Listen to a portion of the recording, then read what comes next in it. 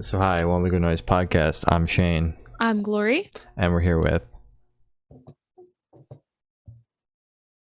Ollie. And Mikey from the City is Ours. and we're asking some questions today. I'm going to start. So what inspired the creation of the band, and what does the band name mean?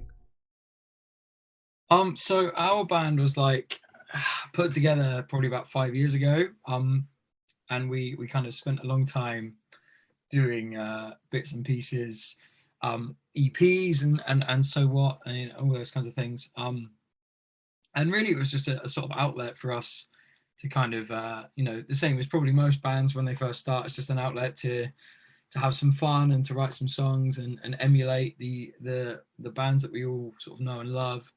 And then we produced a couple of EPs and people seem to be enjoying what we were doing,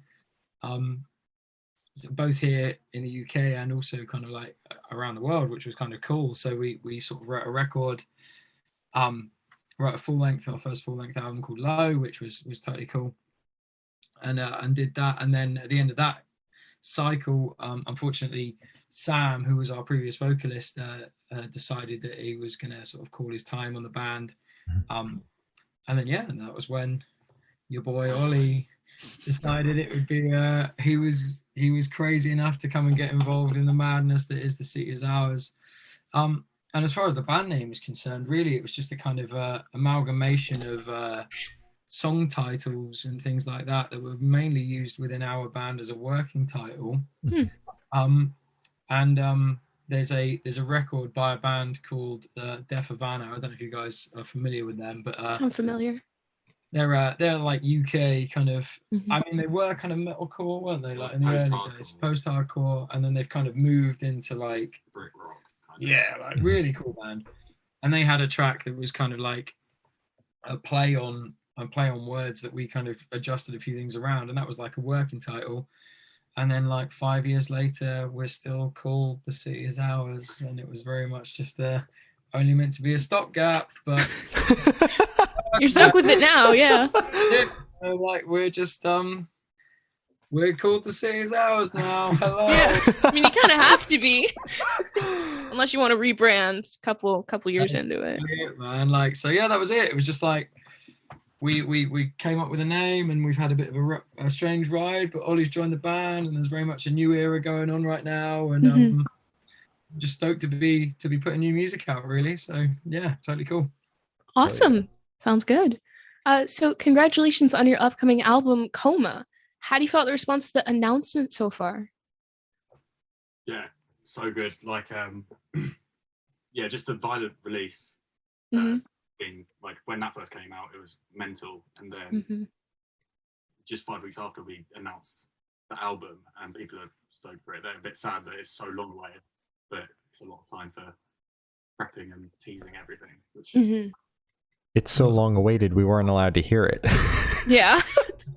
It was a strange scenario for us, like, because obviously myself and the other three guys that were previously, or are still members of the band, we kind of we knew obviously about the Ollie situation, and so did our team, but that was pretty much it. Like, nobody else really knew what was going on.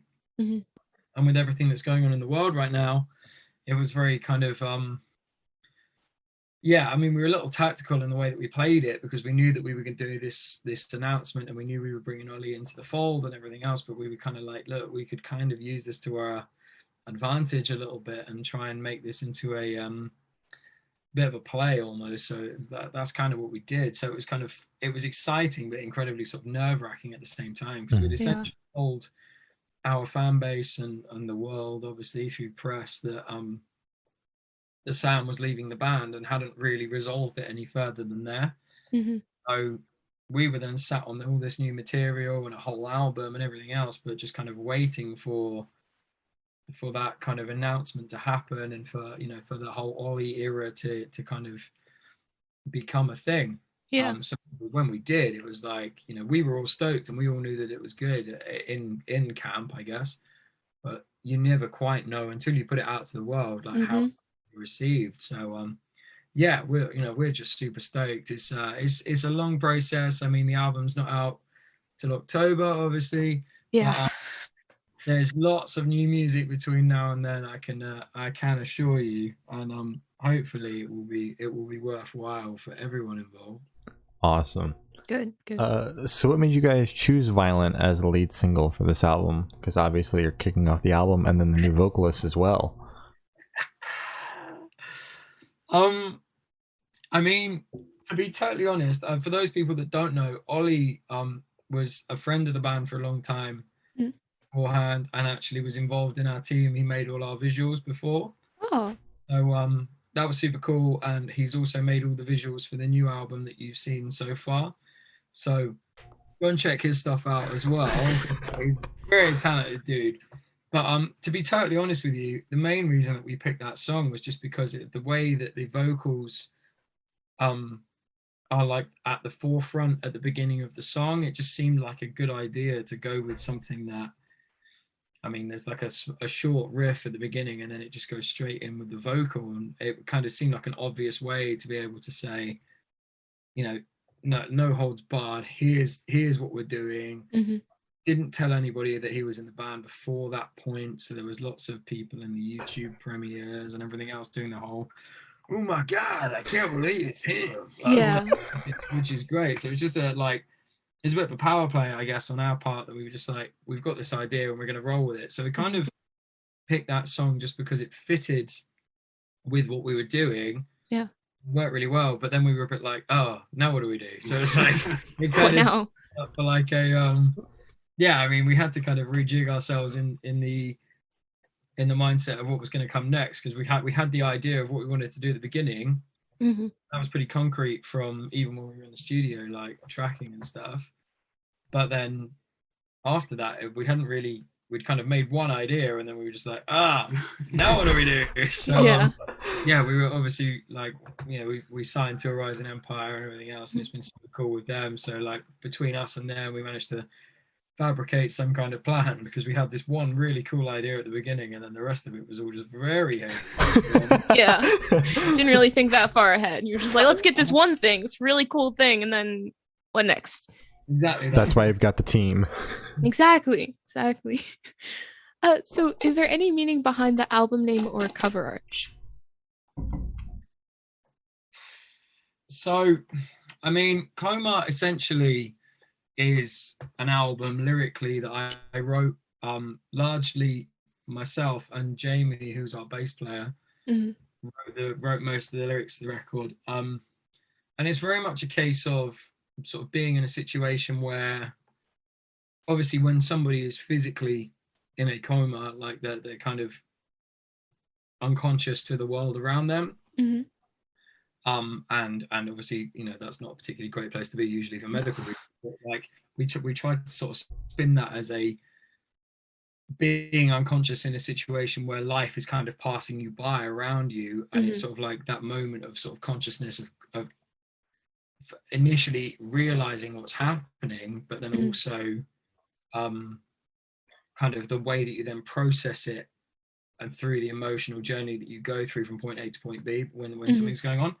So that's kind of what the record on a whole is written about, and that's why we decided to go with the title of COMA, because it's sort of an overarching like ideology of the way that the record is perceived. And then when we were working on the album artwork itself, like we wanted it to be super clean and almost be kind of sort of clinical in certain ways, in that, you know, we decided to go with the white backgrounds and things like that to be a really super clean, super, you know, it's giving the sort of juxtaposition almost of the sort of the white and the black, of, you know, the light and the shade and all those other things that would go with the sort of lyrical content, but then also having some kind of tie to the way that the heart logo is on the front of the thing that we've put together. It has the divide through the middle, and it's almost kind of like the sort of like it being in two pieces but still part of the same thing, because again that kind of lyrically links to the way that the record is kind of written and the lyrical content of what it's about. So it's like obviously these two parts, and it has got that kind of clinical vibe of the I can't think what the word would be, but heartbeat line. Yeah, like the when you get the heartbeats on the I can't remember what those things are called, you know, in those hospital shows when you're watching Grey's Anatomy. The heart monitor or whatever it is. That's it. Yeah. We put that in there, but to specifically divide the heart into two pieces, but it's still very much one whole thing. Mhm. So it's kind of trying to signify the fact that this record is very much about that kind of journey of two parts becoming a whole, but also not being able to kind of remain as one thing. Do you know what I mean? So it's like that kind of vibe. And yeah, is our good friend Aaron Finch, who's a great designer, and anybody listening, go and check him out because he's a great dude. And yeah, we sat down with him. He did all the artwork for Low as well, and we sat down with him and kind of explained the situation and how we wanted this experience to look visually for the consumer, but also obviously for ourselves and for the album. And he just got on board with it straight away. And it was one of the first ideas he came back with. He was just totally understood our angle on it and what we were trying to achieve. And yeah, we've just run with it since then. So it's it's been cool. It's been a cool process. Oh yeah, that's great. I love just the idea behind the artwork. That's amazing. Mm-hmm. That's amazing. That's great. So can you tell me a little bit about your writing process for this album? Uh-oh. So the writing, I mean, I feel like I'm doing a lot of talking, but it's like, I mean, it'll probably become clear now. We kind of wrote the album before Ollie had joined the band. I'm sorry, Ollie. Oh. It starts to like, it all makes a little bit more sense in that we wrote kind of, I don't know, 40% of the record maybe, and we were sort of demoing ideas and things like that.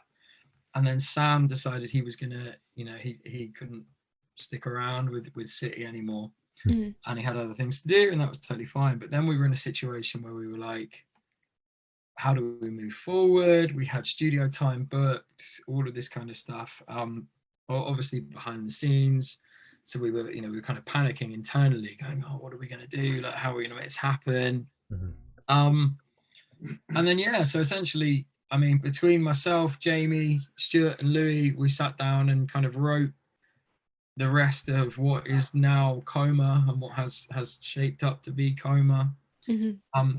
And we had all the kind of harsh vocal parts and everything else, because we'd made the decision that we weren't going to like try and continue as a 4-piece or anything like that. We were going to go and find a new replacement for Sam's position within the band. So we wrote the songs, but then it was kind of like, we've got the songs, but we don't have the somebody band to sing it. Yeah. Kind of like this weird inside out situation where it all kind of made sense, but didn't. But then it was all happening at the same time as well. So it's a very convoluted situation to be in. Mm-hmm. But then, so like we, generally speaking, when we're writing a song, myself and Jamie are quite involved in the lyrical side of it, and we'll sit down and put songs together and kind of like flesh out a pattern almost for chord structures and things like that. Mm-hmm. Stuart will come in and add the melodic guitars, and Louis will put his stamp on the sort of percussive side of things with drums and things like that. And then generally it will all kind of fold in with the vocals, which is kind of the way that it does work. And I guess kind of was the way it worked with this record too. But we just kind of did it a little bit backwards, because we actually tracked the album instrumentally before Ollie had joined the band. So like we knew what the music was going to sound like, and we knew how we wanted the vocals to sound, but we just hadn't quite got the what's the word, personnel. We hadn't got the personnel to make that happen. And then this guy came into the band, and here we are. Like, we're sat on a sophomore record, which is great. So it all worked out. But it worked out. Mm-hmm. Definitely. So which song off this record took the longest to write, and which one is your personal favorite? Well, that's a good question. You're casting my brain now, man. The longest to write, I think. I mean, some of them we tend to write in kind of blocks. So we had like 3 or 4 songs. A few of them came together really quickly. One or two of them weren't even finished when we got to the studio in the first place. So it was kind of like that kind of situation. I think in terms of longest to write, there's a track on the new record called Madre, which Jamie actually wrote about the passing of his mum. Unfortunately, she's no longer with us. So he wrote the record, like he wrote that particular track about that, and it was I think it's not necessarily the longest in terms of the amount of time, but we've had that song's been kind of part of City as a thing for a few years now. So it's one of those where it was kind of on the back burner for like a period of time, and then it just kind of, when the right time sort of feels like it's the time to kind of come and do, or to bring it into the forefront of our minds, that song came in at this point when we're writing this record. So it was kind of one of those. We had a similar situation on our debut album with Low, where Now You're Gone, which is one of the tracks on that record, was actually one of the first songs that I'd started writing for City, but never quite felt like it was the right time to sort of finish it almost. I feel like Madre is probably the one that took the longest, just because it had been part of what we were doing for so long. But I don't know, in terms of favourites, like, what are you saying? Big moment for your boy here. Yeah. One called Said You With My Love, and it's a sad sounding song, and it's like the most likely that you'd find on like a YouTube channel called Dreambound. And I used to like grow up, like not really grow up, but I was through college, I would be frequently going through their channel and finding new small bands to listen to, and it's reminiscent of a lot of the bands on there, and has some like Funeral for a Friend vibes in it, in some sections, and just that one. Or there's one called Dangerous, which is the wild card of the album, which is definitely unexpected for the sound of it is unexpected for us. It's very like put Don Broco with metalcore, and then it's most likely I mean, we really tried to kind of push ourselves in terms of like, I think genre boundaries for me personally are one of those things where I'm a bit like, people can gatekeep quite a lot with the way that they talk about genres, and you guys have probably seen it a lot, but metalcore is a thing, and then deathcore is a thing, new metal is a thing, and all these different things, pop, rock, all that kind of stuff.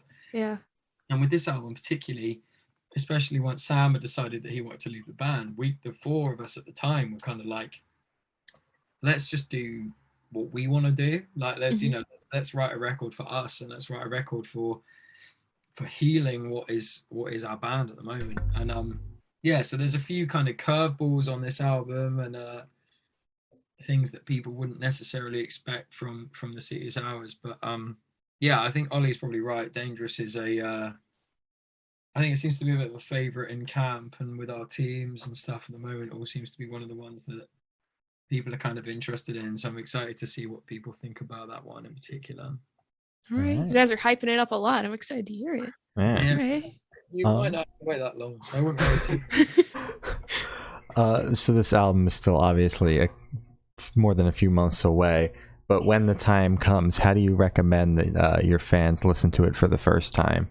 Do you have you want them to turn out the lights, listen to it in the car with friends, or do you just not give a shit? I mean, I think the important thing with our music in general is always kind of like, we've always tried to write music for people to kind of interpret in their own way and to be on a level in their own way. And we've always wanted City to be a place that is for everyone. It doesn't matter on your background or your color or your creed or whatever it is. It's like it none of that stuff matters to us. It's like we're just writing songs for people that are into being in the moment with other people that are struggling generally, and we're all about trying to be part of that and be present in that. And we run our own social media and everything else to try and make sure that we are, when people are messaging us about connecting to our songs, we are physically messaging them back and saying, yeah, look, we're really happy that you're able to do this, or we're smiling with them, or we're crying with them, or whatever it is. That is all part of that situation and part of what's going on around us. So there's not a real particular way. I mean, set up some sexy mood lighting and listen to it front to back. I'm never gonna, particularly if it's pink and it's on brand, then I'm never going to complain about that. But it's like, I think it just has to be about, we put together a collection of songs about some very personal things and about getting over particular situations that most people have probably been through in their lives. And if one person can relate to that in the same way that we do, then as far as I'm concerned, I've done my job. Anything after that is kind of like a bonus point. Do you know what I mean? It's like if we get through it, and everyone wants the great things that come with this business and whatever, then great. But we're here to make songs and write music that people can relate to and can be part of. And when we finish the show, we're out in the front speaking to people, talking to people. Once this whole, once the world has healed itself, hugging people and just saying, thank you so much for being part of our experience, because that's what it's all about. And so I don't think there's a particular way, but some sexy mood lighting is never going to go amiss in my book, and probably not for you either. Sounds good. All right. So this one should be super, super quick. Off the top of your heads, I want you to describe this record for new listeners in 3 words. Oh. Diverse. Diverse is a good one, and now he's stumped me a little bit. Do you want 3 words from each of us, or just 3 words in general? 3 words from each of you, but it has to be super, super quick. That's off the top of your head. You can't think about it too hard. So diverse, you've got 1. Yeah. I'm going to go abrasive. I'm going to go energetic. I'm going to go emotional. Those are great. Sucks to be you. Yeah, it really does. What did you get? Diverse. That's 1. Diverse. Okay. 3, 2, 1. Give me another one. Oh, he's so like. You're thinking too hard. I'm trying to think of. He's gone diverse. He's gone 3, 2, 1. He's gone poppy. He's gone 3, 2, 1. He's gone heavy as well. Right, there we go. Perfect. Thank you. Thank you so much for helping with that. So for this last question, unfortunately, you made it onto death row. What would your last meal be with a drink? This one should be quick too. Well, just from recent experiences, there was Korean cauliflower wings. Oh yeah. Those are good, man. Yeah, vegan as well, which was wonderful. And the bao buns with it as well. There's deep fried broccoli bao buns, which was mental. And there's pickled cucumber with it. Ooh. It was delish. He did really That enjoy amazing. it. I watched him eat it. He was very happy about that. I mean, I would probably go a full English breakfast, which is very sad, but full English breakfast with a side of KFC wings and a piece of Pizza Hut pizza pepperoni with stuffed crust, but only 1 slice. Okay. On my plate, and then for my drink, I'm going blue slush puppy, which I don't know if you guys have that in the States. I don't think so. It'll be like raspberry. No. Yes. Like blue raspberry, crushed ice. Oh yeah, okay. Slushies. Slushies, Slushies, yeah. So a blue raspberry slush, I think, would be my my drink. My drink would be, in the UK they've got it's a drink brand called KA, and they do a black grape flavour, and they don't do a lot of grape flavoured stuff in the UK, so it's like the UK equivalent of Fanta Grape. Oh, all right. Okay, solid. That was great.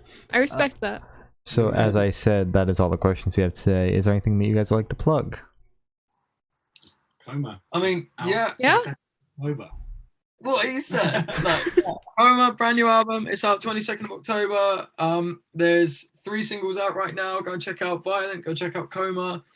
which is the title track, obviously. Mhm. Go check out Dangerous, and there's a lot of new music coming your way. Death of Me. I just dropped a spoiler. Sorry, everyone. It's okay.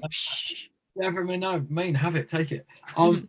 Death of Me, it's all out now, and there's more music coming between now and October. So, yeah, we're super stoked to releasing more new music to you. So, rock and roll, let's go. Hell yeah. Well, thank you for now, guys. It's been The City Is Ours, and we're the Good Noise Podcast.